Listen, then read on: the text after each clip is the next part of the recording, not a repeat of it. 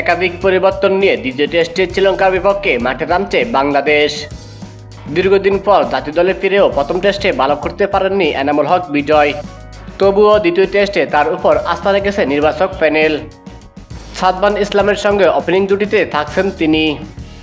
Injury কাটিয়ে দ্বিতীয় টেস্টে ফিরছেন মেহেদী হাসান মিরাজ। তবে মিডল অর্ডারে কোনো পরিবর্তন আসছে না। মিডল অর্ডারে থাকছেন যথারীতি নাজমুল হোসেন শান্ত, মুমিনুল হক, মুশফিকুর রহিম, জাকের আলী অনিক ও লিটন কুমার দাস। গত ম্যাচে 5 উইকেট পাওয়া নাইম হাসান বাদ পড়ছেন দ্বিতীয় ম্যাচের একাদশ থেকে। টিম কম্বিনেশনের কারণে তাকে বাদ পড়তে হচ্ছে। স্পিনার বিভাগে তাইজুল ইসলামের সঙ্গে থাকছেন ইনজুরি কাটিয়ে ফেরা মেহেদী হাসান মিরাজ। পেস বিভাগে আসছে একটা পরিবর্তন। প্রথম ম্যাচে খুব ভালো না করা নাহিদ রানাকে দ্বিতীয় ম্যাচে একাদশ থেকে বাদ দেওয়া হচ্ছে। সেক্ষেত্রে পেস বিভাগে হাসান মাহমুদের সঙ্গী হচ্ছেন শহীদ খালেদ আহমেদ।